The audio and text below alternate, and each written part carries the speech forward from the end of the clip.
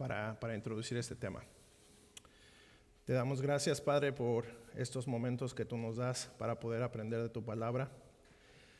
Te pedimos que sea tu Espíritu el que hable a nuestras vidas, el que podamos retener tu palabra, Señor, conocimiento, para que estas herramientas que vamos a aprender, Señor, puedan facilitar el estudio de tu palabra, Señor, así conocerte más, que crezca nuestro conocimiento y que sea para tu honra, tu gloria y para nuestra santificación, Señor.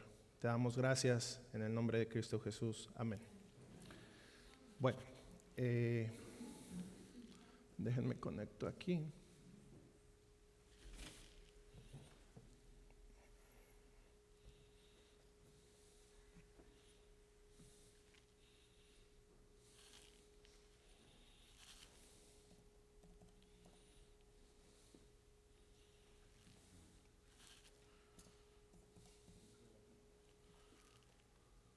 Ok, ahí estamos. Muy bien, gracias. Vamos a ver. Ok, ahí estamos. Entonces, como pueden ver ahí, es el tema que vamos a dar el día de hoy. Vamos a comenzar. No creo que caemos porque sí hay unas cuantas cosas que podamos ver. Y como lo ven ustedes ahí, nos toca ver acerca de la tipología. Creo que algunos de ustedes o la mayoría de ustedes ya han escuchado acerca de este término. Los pastores lo mencionan cuando predican o aquí también en los estudios. Entonces, esto es lo que vamos a ver, pero lo vamos a ver de una manera más detallada, si se puede decir. Y esta va a ser una herramienta más que vamos a tener para cuando empecemos a estudiar los pactos, que es el tema principal que estamos viendo, que se nos haga más fácil poder entenderlo y poder ir avanzando en este estudio. Y como se les dijo al principio, el tema de los pactos es un tema complicado y que son uno de los temas que conforme nosotros vamos avanzando se complica un poquito más. ¿Y en qué sentido? Se complica más si no entendimos desde el principio, ¿verdad? Si no lo entendemos desde el principio, cuando sigamos avanzando, progresando en este estudio, va a ser más difícil entenderlo y va a haber más confusión y se nos va a hacer más difícil el entenderlo. Entonces, como se les ha hecho el hincapié desde el principio, que podamos retener lo más que podamos. Si ustedes quieren ver las clases pasadas en el canal, para que lo tengan fresco. Y como se les había mencionado también, la clase que dio el pastor Javier fue un tema general y fue parte de las herramientas que vamos a ocupar. Y esta es una herramienta más que se va a ocupar, ¿verdad? Entonces, hay, como lo dice la tipología, el estudio de la correspondencia analógica entre las verdades reveladas. Y vamos a comenzar, hermanos, con este tema, pero quisiera que viéramos algunos puntos como precursores del tema de la tipología. Y van a ser unas presuposiciones teológicas. ¿Y qué quiero decir con esto? Son cosas que nosotros ya deberíamos de saber, ya deberíamos de entender, y con estas presuposiciones se va a hacer más fácil lo que vamos a poder ver. Entonces, a eso yo me refiero con presuposiciones teológicas, ¿verdad? Algo que ya entendemos, que ya conocemos, que ya sabemos. Entonces, vamos a comenzar. Y la primera presuposición teológica es la providencia de Dios. Y aquí en esta iglesia se dio un tema y se dieron muchas clases o varias clases acerca de este tema específico. Creo que es algo que la iglesia ya lo conoce, creo que es algo que ya está entendido por la iglesia como tal, y solamente vamos a resaltar algunos puntos acerca de la providencia de Dios. Como lo ven ahí, dice: el único Dios verdadero es Señor del universo que ha creado, ¿verdad? En el principio, cuando Dios creó los cielos y la tierra, no dejó su creación por sí sola, ¿verdad? Y que siguiera su curso como mejor pudiera la creación o como se hubiera dado a entender. No, sabemos que a través de las escrituras vemos cómo Dios reclama su posición como creador, como rey, e interactúa con su creación, ¿verdad? Y algo que ya nos había dicho el pastor Javier en las clases anteriores es que Dios interactúa con la humanidad a través de ¿qué? Y esta es pregunta para ustedes. Dios interactúa con su creación, en específico con las personas, ¿a través de qué? De pactos. que es el tema que estamos viendo, ¿verdad? O que vamos a ver. Perfecto. Entonces, de esta manera sabemos que la providencia de Dios toma efecto, ¿verdad? Sabemos que la providencia de Dios es el plan de acción de su decreto, ¿verdad? O su decreto puesto en acción, como se enseñó también, ¿verdad? Y entonces ahí hay unos textos. Voy a leer para ustedes el Salmo 24:1. Dice: de Jehová es la tierra y su plenitud, el mundo y los que en él habitan, porque él la fundó sobre los mares y la afirmó sobre los ríos. Entonces aquí vemos cómo el Salmo afirma que ¿qué dice el Salmo? Que de Dios es todo, ¿verdad? ¿Qué más dice? Que él la fundó, ¿verdad? Si ustedes en sus Biblias ahí la tienen, vayan al Salmo 24:1 y ahí ustedes van a poder ver en el versículo 2, dice que él la fundó, ¿verdad? Sobre los mares, la afirmó sobre los ríos, ¿verdad? Y el versículo 1 que dice de Jehová es la tierra y su plenitud. Entonces, el Salmo nos habla de que, como lo dije como comentario, Dios reclama su posición como rey, como creador, ¿verdad?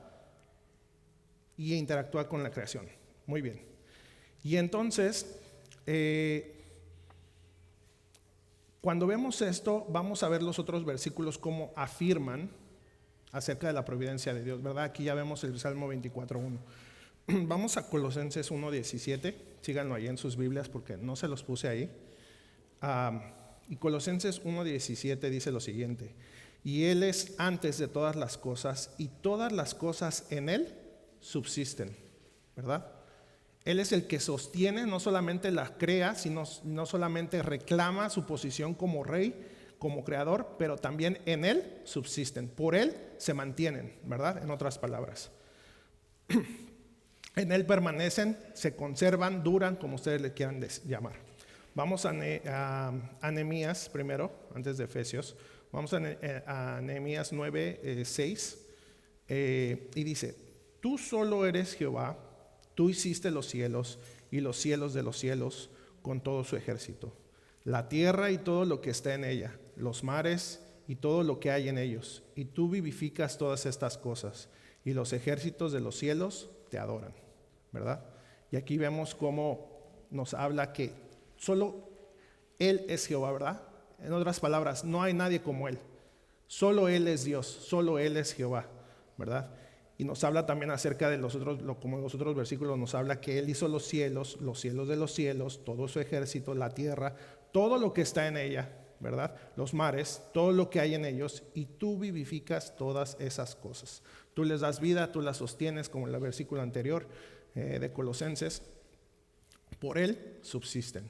Entonces, esta es la providencia de Dios y también su reclamo o su posición como creador, ¿verdad? Es lo que estamos viendo aquí. Muy bien. Vamos a saltarnos Efesios 1:11 y para seguir. La tipología, hermanos, que es el tema que vamos a estar viendo, no funcionaría en un mundo deísta. ¿Y qué significa deísta? ¿Que alguien sabe qué es la palabra deísta o si una persona es deísta? ¿Alguien que quiera participar? ¿Sí? Sí, adelante. Sí, para que se oigan en la bocina. ¿Que Dios creó el mundo? El micrófono, por favor.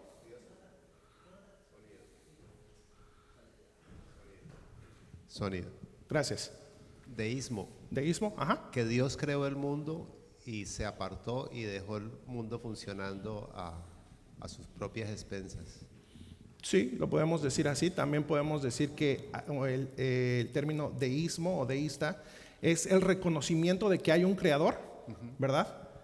De un creador de una forma natural de las cosas que existen, pero sin darle un culto, ¿verdad? O sin darle una adoración a ese Dios. O sea, reconocer que hay alguien, un arquitecto, un creador, pero no darle esa adoración como Dios, como creador, como se lo merece, ¿verdad? Eso es deísmo básicamente, o deísta. Entonces, como lo mencionaba, la tipología no funcionaría en un mundo deísta, y ya entendemos un poco más ese término. Si no hubiera providencia, solo hubiera coincidencia. Y entonces esto es importante porque cuando pasemos ya a los pactos, ¿verdad? veremos cómo todo esto de los pactos y también en la tipología, vamos a ver que entonces todo lo que veamos que se parece, y voy a utilizar ese término, solamente sería eso, una coincidencia. Porque no hubiera un creador como tal que rige, que es lo que estamos viendo en la providencia de Dios, que rige por decreto las cosas que Él ha creado, ¿verdad? Simplemente serían coincidencias que nosotros encontraríamos en las Escrituras. Y dijamos, bueno, pues este se parece a esto, o tiene un parecido, o las palabras se usan igual, o X cosa. Pero no encontraríamos un sentido bíblico como tal a las cosas que vamos a estar viendo, ¿verdad? Entonces, solo hubiera coincidencia en las cosas que pasan y no por decreto de Dios. La práctica de la tipología reconoce que la historia de la salvación se ha desarrollado de acuerdo a cómo fue diseñada y no por mera coincidencia. Sin Dios dirigiendo los eventos, nada de los primeros podían ser diseñados para que correspondieran los posteriores. ¿Qué quiero decir con esto? Cuando nosotros veamos y desarrollemos el tema ya como tal de tipología, vamos a ver que hay patrones en las Escrituras o hay ejemplos o maquetas, y ustedes como se los he dicho en las predicaciones o aquí los pastores ya lo han mencionado, lo que es un tipo, ¿verdad? Y tenemos alguna idea de lo que es un tipo. Entonces podemos decir que Adán fue un tipo de Cristo, o Moisés, o la serpiente que se levantó, y etc., ¿verdad? Entonces, pero si nosotros no viviéramos en este mundo deidista como una suposición, todo eso que encontraríamos sería pura coincidencia, sería un parecido simplemente. Pero no, lo que vamos a nosotros a ver aquí en la tipología es que Dios así ha diseñado las cosas con un propósito, ¿verdad? Con un propósito. Muy bien. Vamos a pasar a la siguiente presuposición. Bueno, hasta aquí hay algún comentario. Voy a hacer una pausa en cada una de las presuposiciones o una pregunta, o todo está bien. Ok, creo que vamos bien. Entonces, vamos a pasar a la siguiente. Otra presuposición teológica es la unidad de las Escrituras. ¿Qué quiero decir con esto? Que son inspiradas y son el registro de la voluntad de Dios, ¿verdad? Y ahí se cita 2 de Pedro 1:21. La tipología, hermanos, requiere de la unidad de las Escrituras. ¿Por qué? Ya que ellas son inspiradas y son el registro de la voluntad de Dios, desde Génesis hasta Apocalipsis, vemos la gran historia de la creación, la caída, la redención y consumación de lo que Dios en su voluntad quiso desde la eternidad, ¿verdad? Eso ya lo conocemos. La unidad de las Escrituras es el resultado de que los autores fueron llevados e inspirados por el Espíritu de Dios. Y entonces de esa manera podemos ver que todas las Escrituras están unidas, ¿verdad? Que aunque fueron escritos, como ya lo sabemos, por autores humanos o escritores humanos, pero el autor es solo uno, es Dios a través de su Espíritu, ¿verdad? Y segunda de Pedro, 1:21, quien lo sigue en sus Biblias, dice: porque nunca la profecía fue traída por voluntad humana, sino que los santos hombres de Dios hablaron siendo inspirados por el Espíritu Santo. Bueno, y Dios en su providencia aseguró a través de su Espíritu, que fue lo que primero que vimos, ¿verdad? La providencia de Dios. Dios en su providencia aseguró a través de su Espíritu el que los autores humanos, inspirados por Él mismo, tuvieran entre sí una continuidad para contar la gran historia de redención, la cual el clímax es Cristo. Y Cristo es el que da continuidad y significado a todo lo que le ha precedido. Entonces, cuando nosotros veamos los tipos, ¿verdad? Y veamos en el Antiguo Testamento un tipo con Cristo, entonces vamos a ver que hay una continuidad, que hay un propósito detrás de ese parecido, ¿verdad? Y que hay un propósito y que apuntaba precisamente al clímax, que es Cristo. Entonces vamos a ver esa unidad de las Escrituras, que no, hoy en día vemos como varios dichos pastores que dicen que tenemos que desligarnos del Antiguo Testamento, ¿verdad? Que eso como que ya está caducado, que ya eso ya no sirve. Pero vemos que la unidad de las Escrituras es con un propósito que apuntaba a Cristo. Entonces no podemos desligar el Antiguo Testamento del Nuevo, ¿verdad? Toda la Escritura es inspirada por Dios, toda. No solo el Nuevo Testamento, sino toda. Muy bien. Y entonces, sin la unidad de estas Escrituras, el significado espiritual que tienen los tipos, que es lo que estamos viendo, lo que vamos a ver, serían coincidencias, meramente accidentes en los cuales carecerían de un significado y no apuntarían a algo más grande, ¿verdad? Entonces, cuando decimos, como ya lo mencioné, cuando decimos que simplemente serían coincidencias, entonces no tendrían un significado más grande o más excelso, ¿verdad? Pero entonces cuando tú ya ves a los tipos y entonces los vas viendo y los vas estudiando, entonces tenían ciertas características y ese propósito específico que no tendrían si fueran meras coincidencias. Bueno, hasta aquí. ¿Preguntas o comentarios? Sí, adelante, pastor. Bueno, llego tarde pero aplicado, ¿eh? En el primer punto que trataste es interesante y bien importante porque estás mencionando algo, pero estás usando reglas hermenéuticas importantísimas. La primera, primero, en el primer punto usaste el uso del lenguaje figurativo y simbólico, cómo tenemos que analizar ese tipo de lenguaje. Y ahorita, dentro de las 7 reglas generales, la regla séptima es aquí la tengo, la necesidad de mantener un equilibrio, no separar lo que Dios ha unido. Entonces, nosotros, por ejemplo, para estar seguros que no nos equivocamos a dar una interpretación a un texto, debemos de ser capaces de que el mensaje o la doctrina, hay doctrinas grandes que son cardinales y hay doctrinas pequeñas, pero para estar seguros que no estamos dándole una interpretación incorrecta, tenemos que ser capaces de agarrar esa enseñanza y probarla en todos los géneros literarios de las Escrituras, porque Dios no separa lo que el Espíritu Santo unió. Es una regla. Me preguntabas, ¿cómo saber que no nos equivocamos? Porque muchos comienzan a hablar lo que le viene la gana. Pobre de la gente que el pastor le sale con que aquí lo que quiere decir esto, le dan un significado a los tipos que no está en línea. Y esta es una de las respuestas. Tiene que estar en línea ya Dios lo dijo antes, sí. Lo dijo en las profecías, lo dijo en el Pentateuco, lo dijo en los poéticos, lo dijo en los libros históricos, lo dijo en los evangelios, lo dijo en las epístolas o en el Apocalipsis. Esos son todos los géneros literarios que tenemos. O sea, es bien importante eso. Sí, y como lo comentaba el pastor, como coincidencia puedo decir que ahorita en el discipulado estábamos viendo la perseverancia de los santos, ¿verdad? Entonces vimos un texto en el cual parece ser que si solamente lo leemos aislado, diría que en nosotros está esa perseverancia, ¿verdad? En nosotros mantener esa fe y todo lo demás. Pero vemos que a la luz de la Biblia, lo que está diciendo el pastor, que tenemos que ponerlo a la luz de todas las Escrituras.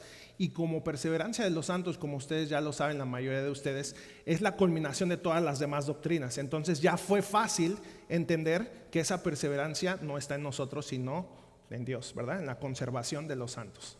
Hermano Jesús. La introducción del concepto de deísmo en el desarrollo de la tipología es muy bueno porque allí se habla del tema de la trascendencia e inmanencia. La trascendencia es que Dios está por fuera de los límites del espacio y del tiempo. Y muy bien se dijo la definición, que es que Dios está por fuera de todo, creó todo, no tiene límites, no tiene espacio, es trascendente, que es el significado. Pero lo que hace la diferencia es la inmanencia. Dios está dentro del tiempo, el espacio y se relaciona con todo. Y es donde comienza a cobrar ese significado de los tipos y símbolos, porque una forma de Dios relacionarse con el hombre es rebajarse al mismo lenguaje del hombre para que el hombre pueda entenderlo. Y es lo que Cristo hace, Él es inmanente, Él se entra en el espacio, el tiempo. Y por medio de eso aún tenemos las mismas escrituras, donde Él nos habla para poderlo entender. Muy bien. Sí, muchas gracias. Y sí, vamos a verlo en los tipos, como les decía. Es importante entender que con lo que estaba diciendo el hermano Jesús acerca de la inmanencia, Dios entra en el tiempo y en el espacio, ¿verdad? Y entonces ya también dijimos que Dios se relaciona a través de ¿qué? De los pactos, de lo que es lo que vamos a ver. Entonces, en esa inmanencia de Dios, a través de esos pactos es como nosotros vamos a ver cómo se va a ir relacionando, y los tipos están dentro de esos pactos. Vamos a ver cómo esos tipos juegan un papel también en los pactos, ¿verdad? Cómo vemos cómo se relacionan las personas, los lugares, ciertos acontecimientos, objetos en esa historia de redención, y que a Dios así le plació a través de esa providencia que ya vimos que fue el primer punto para poder revelarse a nosotros, ¿verdad? Muy bien. Creo que es todo, ¿verdad? Seguimos. Muy bien. Otra presuposición teológica es el testimonio del Espíritu Santo. La misión del Espíritu Santo es testificar ¿de quién? De Cristo, del Hijo, ¿verdad? Ya que la Escritura es inspirada por el Espíritu, debemos esperar que el resultado de la revelación de Dios testifique acerca del Hijo, ¿verdad? Eso es como algo lógico, algo consecuencial, ¿verdad? Si el Espíritu Santo, la tarea de él es testificar del Hijo, bueno, y las Escrituras fueron inspiradas ¿por quién? Por el Espíritu Santo. Bueno, concluimos que las Escrituras testifican acerca de ¿quién? Del Hijo, ¿verdad? Muy bien, vamos a ver 2 de Timoteo 3:16. Toda la Escritura es inspirada por Dios y útil para enseñar, para redarguir, para corregir, para instruir en justicia. Y entonces podemos ver que toda la Escritura es inspirada por Dios, ¿verdad? Inspirada a través del Espíritu Santo, lo que estábamos diciendo. Y entonces, juntándolo con lo que vimos ahorita de 2 de Pedro 1:21, y lo vuelvo a leer para ustedes, porque nunca la profecía fue traída por voluntad humana, sino que los santos hombres de Dios hablaron siendo inspirados ¿por quién? Por el Espíritu Santo, ¿verdad? Entonces, cuando nosotros vemos los tipos bíblicos, que es lo que vamos a ver, es una manera de ver la efectividad del Espíritu Santo testificando en las Escrituras ¿de quién? De Cristo. Muy bien. La revelación de las cosas prometidas que apuntaban a un fin, que el cual era lo que ustedes dijeron, era Cristo. Sin la inspiración del Espíritu Santo como nuestra base para la tipología, que es el tema que estamos viendo, nos quedaríamos solamente con el intelecto humano y lo que nosotros podamos deducir de acuerdo a las Escrituras, ¿verdad? Y la astucia de nosotros como hombres para encontrar tipos en las Biblias, estar buscando a ver qué coincide, a ver qué se parece, a ver qué hay de coincidencia, ¿verdad? Seguramente nos equivocaríamos en esa interpretación, ¿verdad? Seguramente nos equivocaríamos en estar buscando ese tipo de cosas. Y el Señor Jesús lo dijo en Juan 16:7, pero yo os digo la verdad, os conviene que yo me vaya, porque si no me fuera, ¿quién vendría? El Consolador no vendría a vosotros, mas si me fuere, os lo enviaré. Entonces era necesario que Cristo se fuera para que este Espíritu Santo, que fue el que inspiró las Escrituras, viniera. Y ahora, ¿quién tenemos dentro de nosotros? El Espíritu Santo, que da testimonio de ¿quién dijimos? De Cristo, ¿verdad? Entonces todo va de una manera secuencial y lógica, de alguna manera. Juan 14:26 nos dice: mas el Consolador, el Espíritu Santo, a quien el Padre enviará en mi nombre, Él os enseñará todas las cosas y os recordará todo lo que yo os he dicho, ¿verdad? El Espíritu Santo es el que testifica, y por eso esa es la presuposición teológica, el testimonio del Espíritu Santo.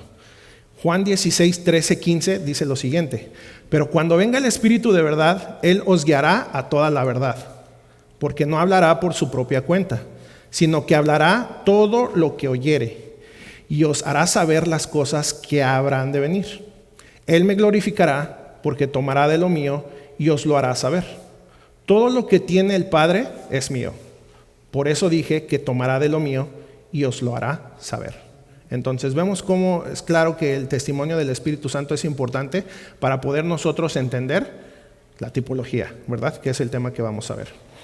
Y vemos en estos pasajes que acabo de leer, ¿verdad?, que el Espíritu Santo fue enviado por Dios. Por eso fue necesario que Jesús ascendiera para nuestro Consolador viniera a enseñarnos todas las cosas y recordarnos lo que Jesús nos dejó, y así nos guiará a toda verdad. Nos diría las cosas que habían de venir y glorificaría a Cristo, tomando de todo lo que tiene el Padre y el Hijo. Las implicaciones de esta promesa son profundas. Cuando los apóstoles escribieron, predicaron a Cristo e interpretaron el Antiguo Testamento, lo hicieron de acuerdo a la inspiración y al testimonio del Espíritu Santo. Es decir, que cuando nosotros decimos en esta iglesia, y lo dicen las Escrituras, que nosotros somos, que el fundamento de nuestra enseñanza, ¿qué es? Lo que dejaron los apóstoles, ¿verdad? Entonces, si no hubiera ese testimonio del Espíritu Santo en los apóstoles y en nosotros, no habría ese testimonio, no habría ese fundamento, ¿verdad? Es importante reconocerlo, eso. Juan 15:26. Pero cuando venga el Consolador, a quien yo os enviaré del Padre, el Espíritu de verdad, el cual procede del Padre, Él dará testimonio acerca de mí, de Cristo, ¿verdad?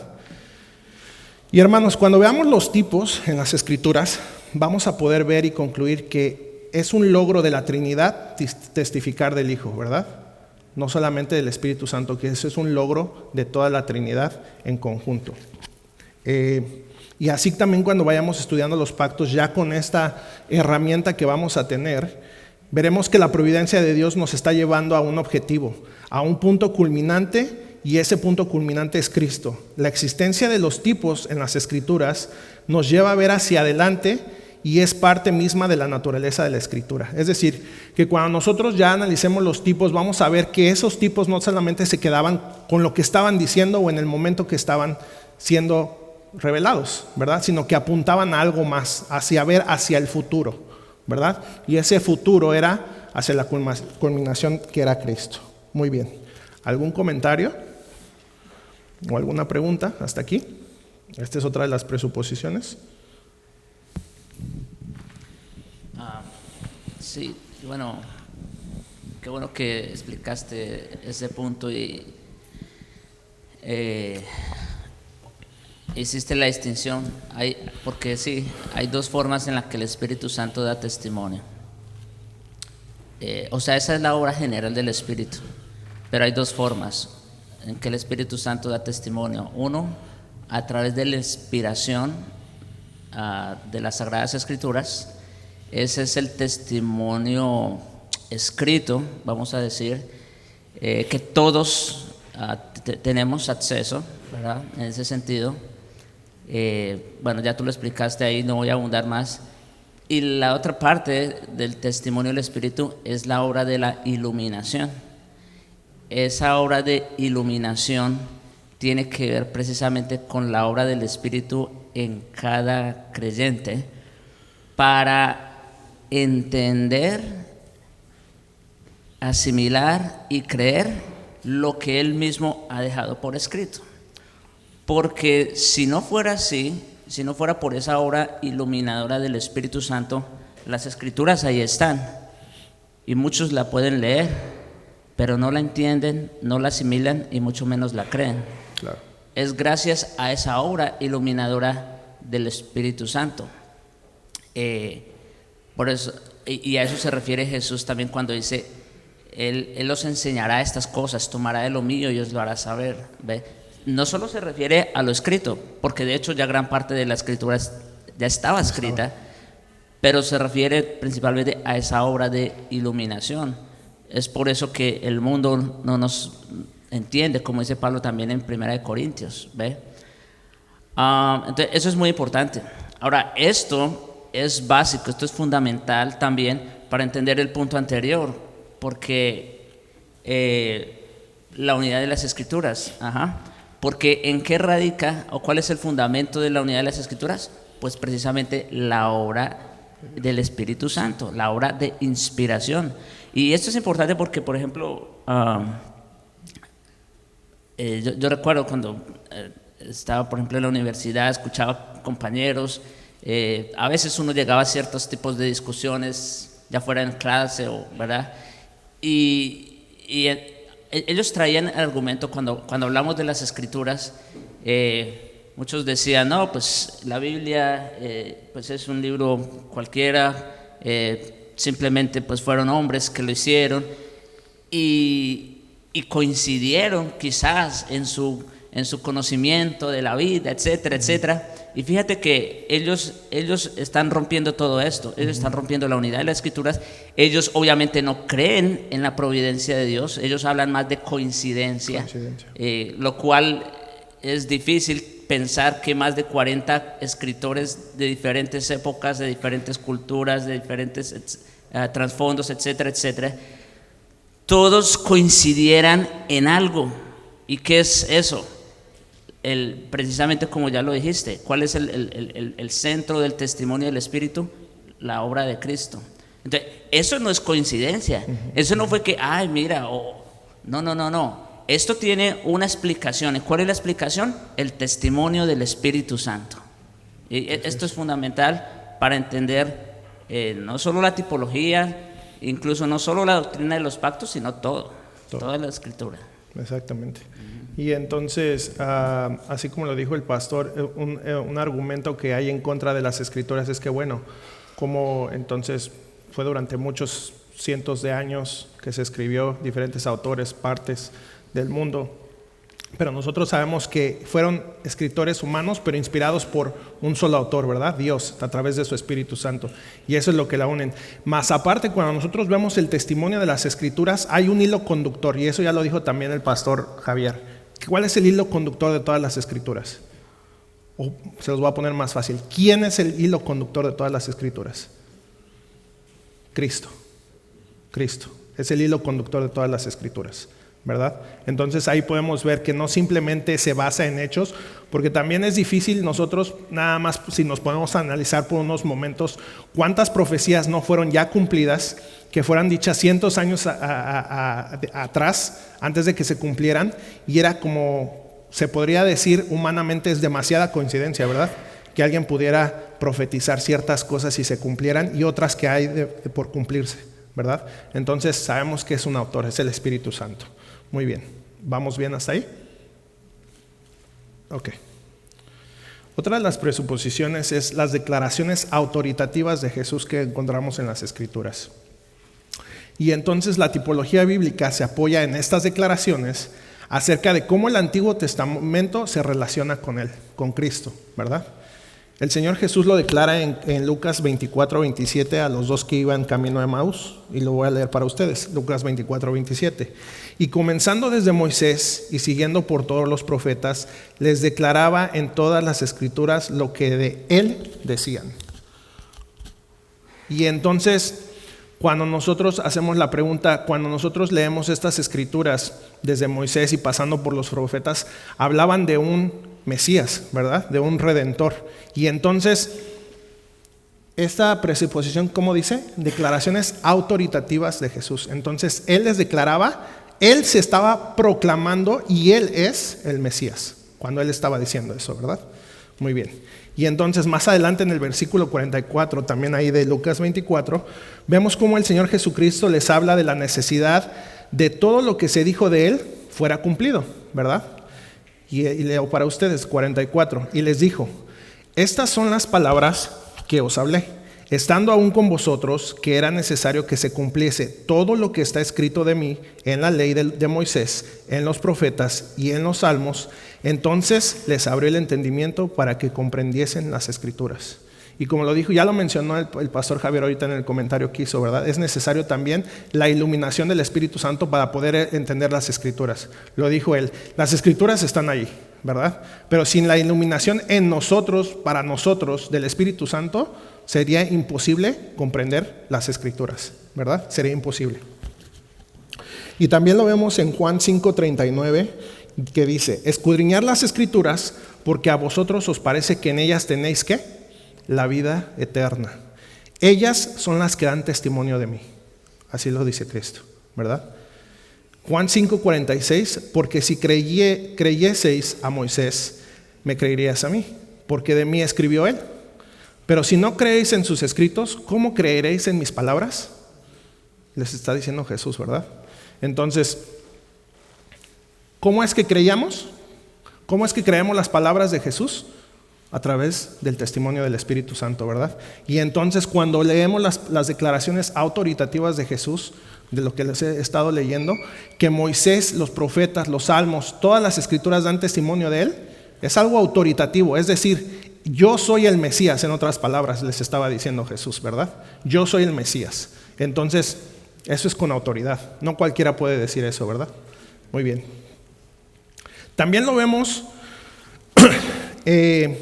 Juan 17:3, aquí Jesús declara que el Antiguo Testamento habla acerca de él. Bueno, en los versículos que ahorita leímos, las Escrituras dan testimonio de Jesús y contienen la vida eterna. Es lo que decían los versículos que acabo de leer, ¿verdad? En Juan. Pero ¿cuál es la vida eterna, hermanos? Que esto ya lo sabemos. ¿Cuál es la vida eterna? ¿Cómo? Conocer al Padre. Sí, Juan 17:3 dice: y esta es la vida eterna, que te conozcan a ti, el único Dios verdadero, y a Jesucristo, a quienes has enviado. Entonces, Uniendo todo lo que vamos a estar viendo a través del testimonio del Espíritu Santo con las declaraciones autoritativas de Jesús, que es que conocer la vida eterna para nosotros es conocer quién es Dios, ¿verdad? En otras palabras, quién es Cristo, quién es Dios Padre. Muy bien. Cuando vayamos avanzando en este estudio, hermanos, veremos los tipos en las Escrituras y podremos ver y comprender cómo el Antiguo Testamento habló de Jesús y cómo las declaraciones de Jesús son verdaderas. No simplemente por declararlo, ¿verdad?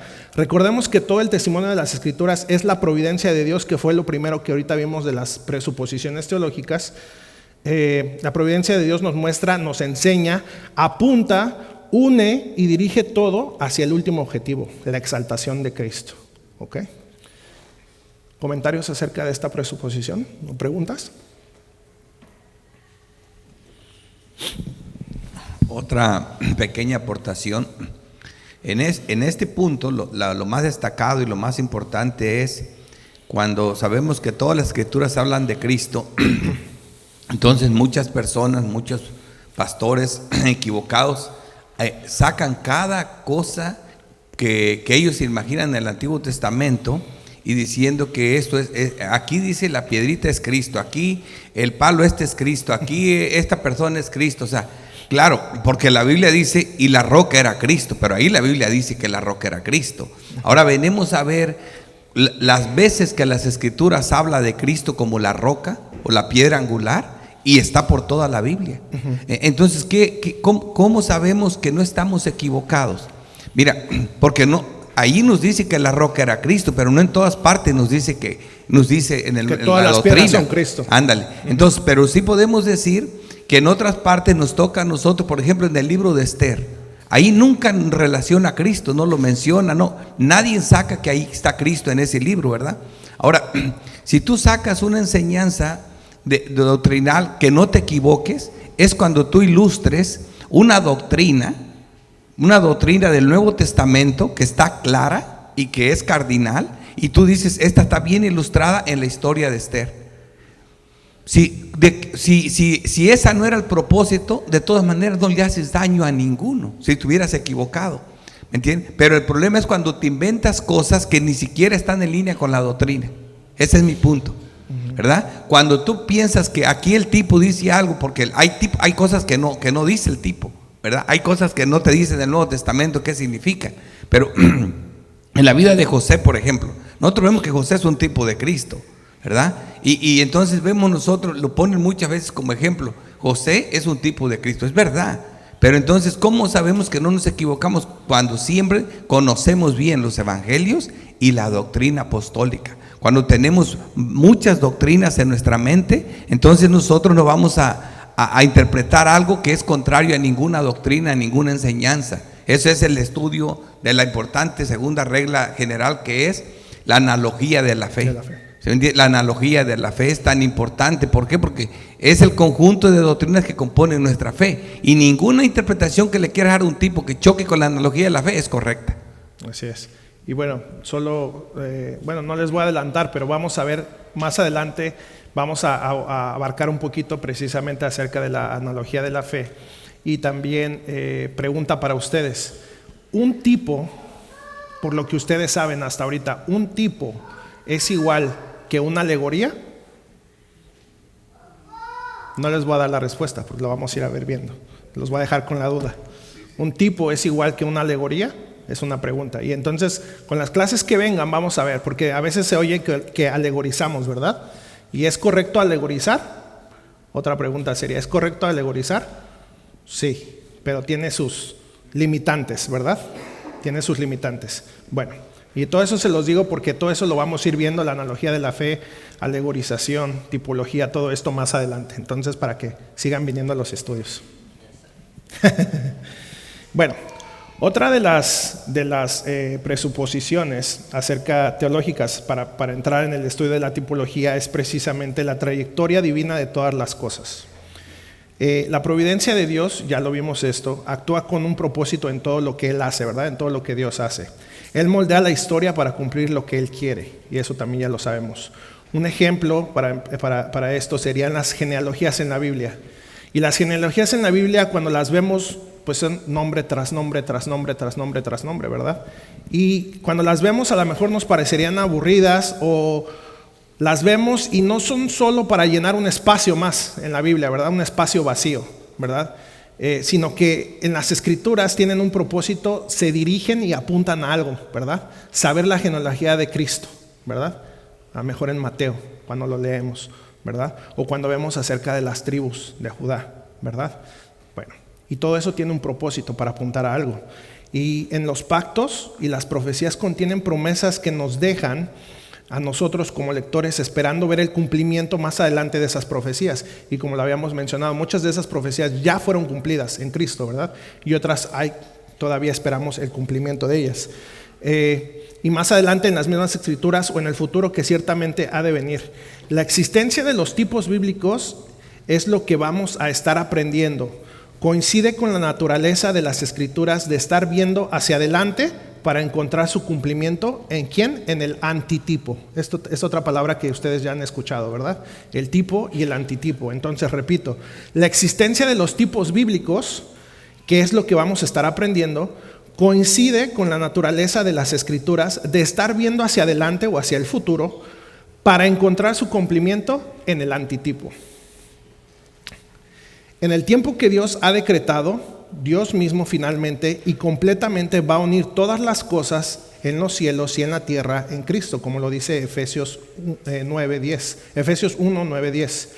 Y se los leo.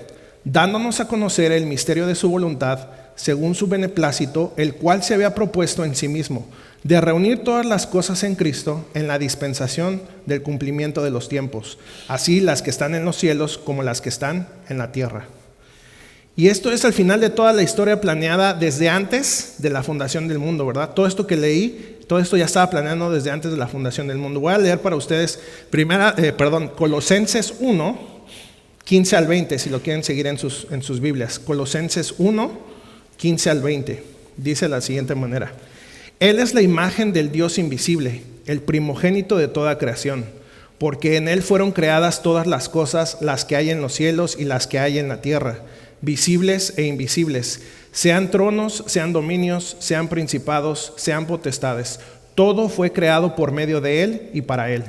Y Él es antes de todas las cosas, y todas las cosas en Él subsisten.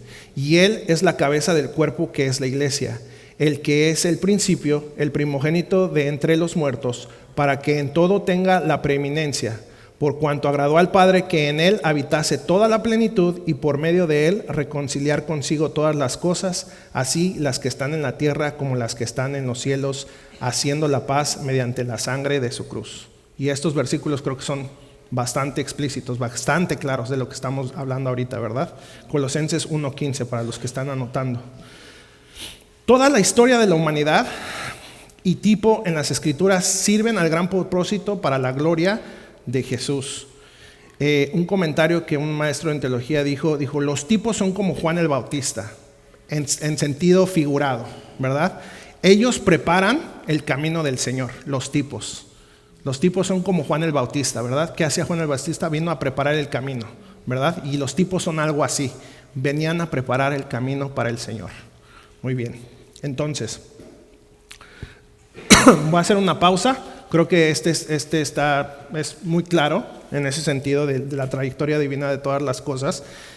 ¿Alguna pregunta, algún comentario? ¿Hasta aquí?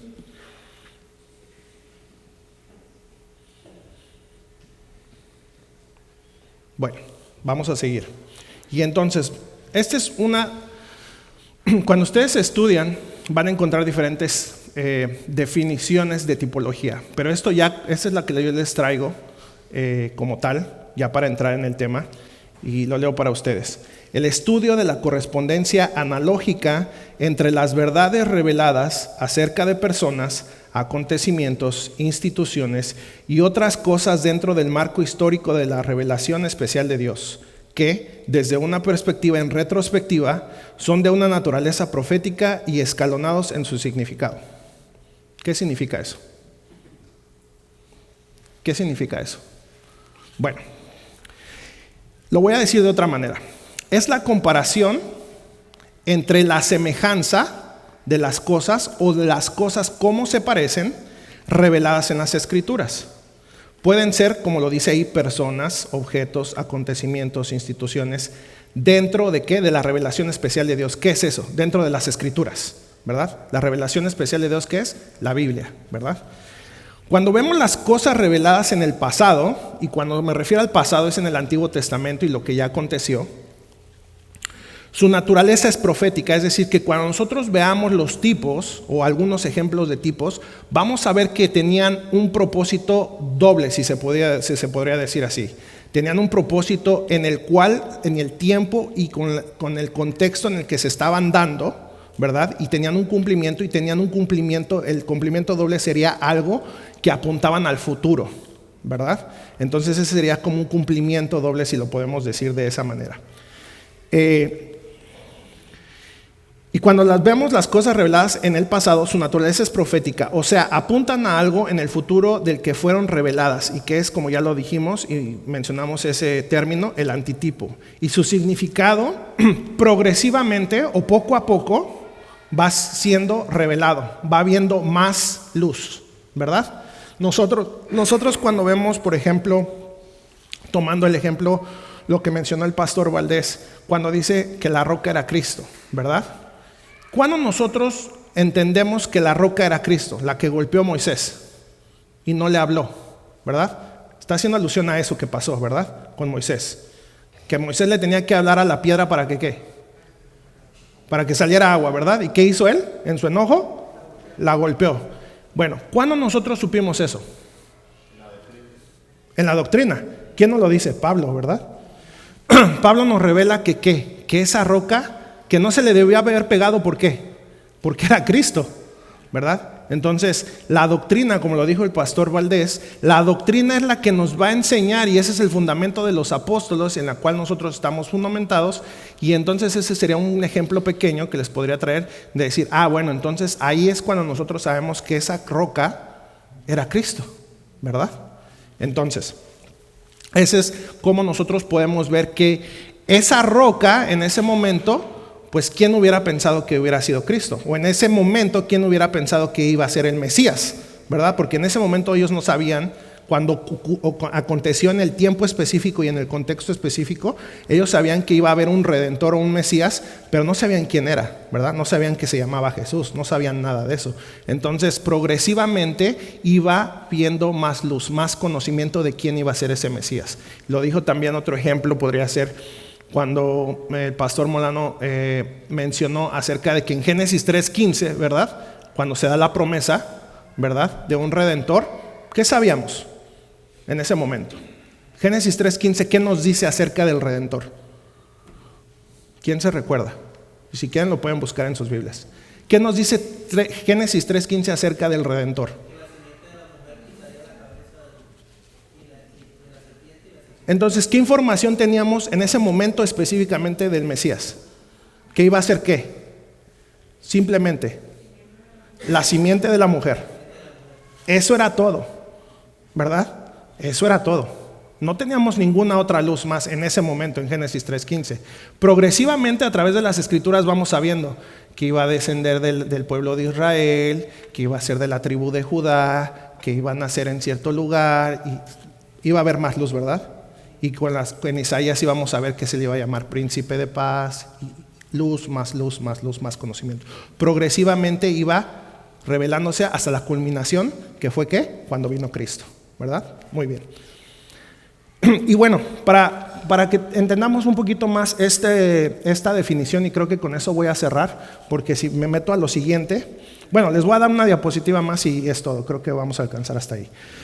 Analogía, cuando dice es el estudio de la correspondencia analógica, ¿qué significa analogía?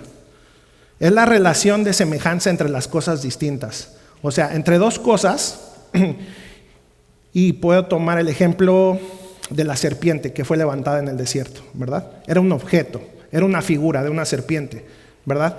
Pero eso era una figura y era una serpiente, ¿verdad? Formada por un hombre, pero era distinta de Cristo, obviamente, ¿verdad? Eso está claro. Pero había una similitud, ¿verdad? ¿Cuál era la similitud entre la serpiente que fue levantada para que el pueblo de Israel al verla se salvara? ¿Y cuál era la similitud con Jesús? ¿Quién se acuerda? ¿O quién quiere participar? Ajá, Kevin.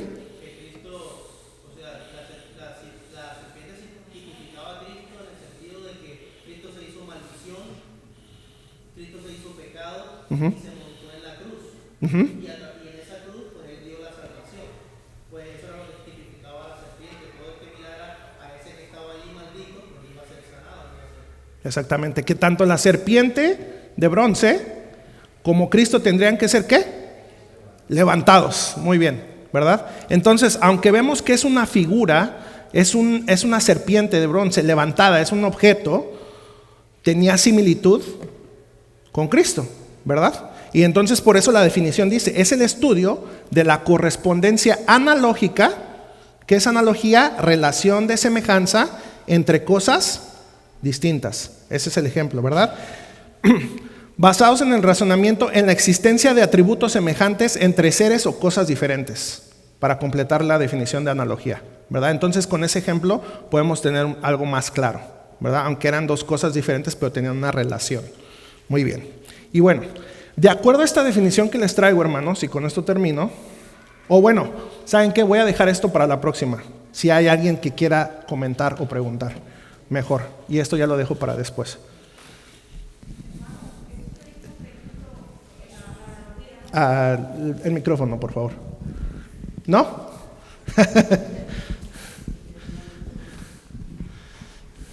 Eso de la analogía, ¿verdad? Sí. La serpiente y Cristo que iban a ser levantados. Cuando usted dice levantado, refiriéndonos a Cristo, ¿es levantado, podemos asociarlo con la resurrección? Bueno, específicamente habla de que cuando la serpiente fue levantada, si recordamos cuando las serpientes le estaban picando al pueblo de Israel y estaban muriendo, ¿verdad? Y entonces Moisés dice que tienen que levantar una serpiente, o sea, ese es el levantamiento de alguna manera literal, de que tenían que levantar la serpiente y verla, y así es también como Cristo iba a ser levantado en la cruz. En la cruz. En la cruz. Bueno, no sé si los pastores quieren. En el sentido que habla el autor, no. Era el levantamiento en la cruz. Ya. ¿Mm? Sí. Como un aporte en el lenguaje analógico. Como bien son los gestos, señales y correspondencia.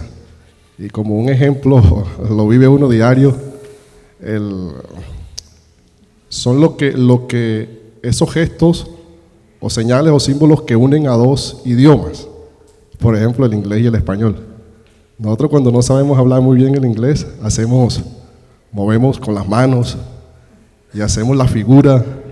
De lo que queremos tratar de decir, ¿no? Claro, aunque no haya una comprensión del lenguaje, el símbolo o la expresión o la señal que hacemos nos da el entendimiento, aunque no hablemos el mismo idioma. Y más o menos eso es el tema de la analogía con relación a los símbolos. Muy bien, gracias. Y creo que el pastor, y creo que con eso terminamos. Sí. A ver. Mira, nada más, por ejemplo, me llamó la atención en el texto de que la roca era Cristo. Antes de saber eso, todos y todavía hoy en día, todos los teólogos que quieren darle una interpretación y siempre nos quemábamos la cabeza, ¿por qué Dios se enojó tanto con Moisés? Le dijo Dios que golpeara la roca, y Moisés dice que le dio 2 golpes a la roca. Y digo yo, pero y lo hizo como con ira, ¿verdad? O sea, lo hizo Moisés. Entonces yo siempre pensamos fue porque se enojó. Inventan todo tipo de cosas, pero hasta que no llega la palabra para el apóstol Pablo, cuando nos dice que la roca era Cristo, entonces, como le digo, para no confundirnos y no equivocarnos, acá ahora sí podemos entender cuál fue el pecado que Moisés cometió. Es un pecado muy grave, tan grave es como lo dice Gálatas, ¿verdad? Como lo dice Gálatas, dice que un poquito de levadura leuda toda la masa.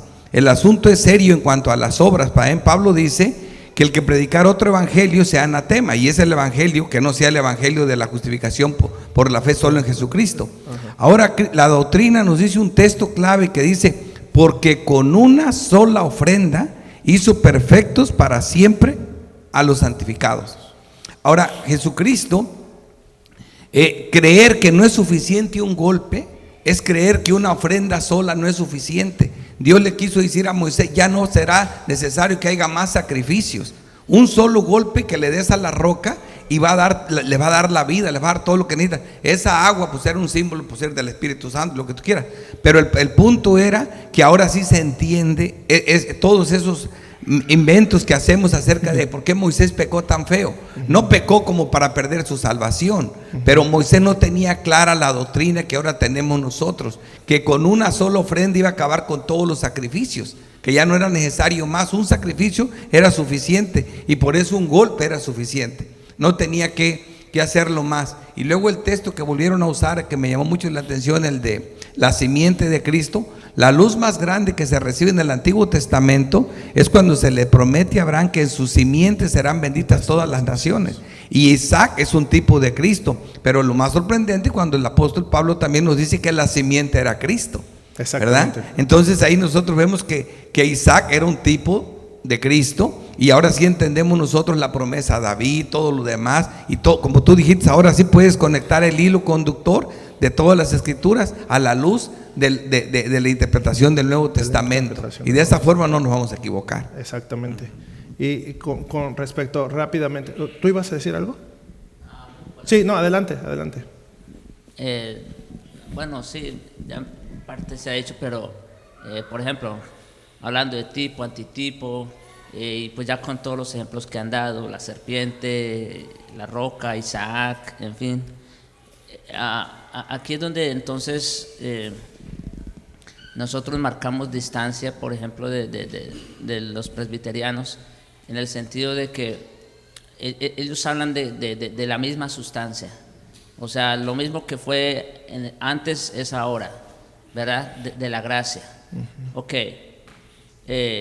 Definitivamente ya sabemos, todos los creyentes han sido salvos siempre, de la misma forma, por medio de la fe. El problema está en que, como estamos viendo ahorita precisamente, una cosa es el tipo y otra cosa es el antitipo. Una cosa era la serpiente y otra cosa es Cristo en la cruz. Una cosa era la roca en el desierto y otra cosa era Cristo. Entonces, una cosa fue el cumplimiento en Isaac y otra cosa el cumplimiento en Cristo. Exactamente. O sea que no es lo mismo sustancialmente. No es lo, o sea, si fuera lo mismo en esencia, entonces Cristo en cierta manera, pues ¿a qué vino? Sería equivalente a Isaac, O sea, sería equivalente a Adán, sería equivalente a todos. Entonces nos hubiéramos quedado simplemente con el mismo sistema sacrificial del antiguo pacto, porque pues la sustancia es la misma, no es la misma. Cristo, como dice Juan, la ley por medio de Moisés dada, pero la gracia y la verdad vinieron por medio de Cristo. Cristo es la gracia en persona. No es lo mismo la gracia prometida que la gracia revelada. Eso que lo tengamos claro. Porque aquí, hermanos, y este es, yo creo que de fondo, esto es lo más importante y lo que nos distancia, como digo, de nuestros hermanos presbiterianos. Sí, y dos comentarios para terminar. Cuando el pastor Valdés estaba hablando acerca de Isaac, ¿verdad? Entonces, como lo vamos a ver en la tipología, tiene un doble cumplimiento, como ya se los mencioné, ¿verdad? Iba a ser bendita a través de la simiente por medio de Abraham. Benditas todas las naciones, ¿en qué sentido? A través de Isaac iba a ser ¿qué? La descendencia del pueblo de donde iba a venir el Redentor, ¿verdad? Y de alguna manera en eso se cumplió en Isaac. Pero ¿en quién iban a ser benditas las naciones? O sea, hablando de la salvación, como lo mencionaban los pastores, en Cristo, ¿verdad? Entonces tiene un doble cumplimiento, como lo dije, y eso es algo que se los adelanté, porque lo vamos a ver más adelante. Pero el cumplimiento de la tipología tiene un cumplimiento en el momento en que se da, en el espacio en el que se da, en el contexto en el que se da, tiene un cumplimiento, pero apunta, y por eso la definición aquí abajo, dice aquí, ¿verdad? ¿Se ve? Escalonados, apunta a algo más grande y en el futuro, y que a la misma vez progresivamente se va dando más luz acerca de eso, ¿verdad? Comentario que hicieron acerca de la roca. No solamente en las escrituras podemos ver que la roca era Cristo cuando le pegó, ¿verdad? Hay otros versículos cuando menciona quién era la roca, ¿verdad? Cristo, ¿verdad? Entonces, vamos a ir viendo poco a poco y es importante que tengamos las diferencias y como punto final lo que dijo el pastor Javier acerca de nuestros hermanos los presbiterianos. No es mi tema como tal aquí, yo no sé si lo va a traer el pastor Javier o el hermano Jesús cuando les toque dar a ellos las clases que le corresponden, pero no es la misma sustancia de los pactos y ellos adjudican que nosotros ahora en el pacto de gracia, ¿verdad? Es la misma sustancia que en el antiguo pacto, pero bajo dos administraciones diferentes, ¿verdad? Y ellos dicen, bueno, ¿qué significa eso? Bueno, sigan viniendo a las clases porque lo van a aprender. Sigan viniendo a las clases porque lo van a aprender. ¿Ok? Bueno, vamos a orar para poder entrar en el descanso. Te damos gracias, Padre, por estos momentos que tú nos das. Que sea tu Espíritu el que nos enseñe, que sea tu Espíritu en que en cada uno de nosotros, Señor, nos enseñe, nos explique, nos muestre las verdades que hay en tu palabra, Señor. Y que sea para nuestra santificación, pero para tu gloria. Que sea para un mayor entendimiento de tu palabra, que cuando nosotros lleguemos a terminar este estudio de los pactos, Señor, veamos tu palabra de una manera totalmente diferente a como tal vez nos la enseñaron o la creíamos nosotros, pero sino que verdaderamente tu Espíritu Santo nos muestre la grandeza de tu plan maravilloso y ese hilo conductor que era Cristo, que es Cristo, para su honra y su gloria. Te damos gracias en el nombre de Cristo Jesús. Amén.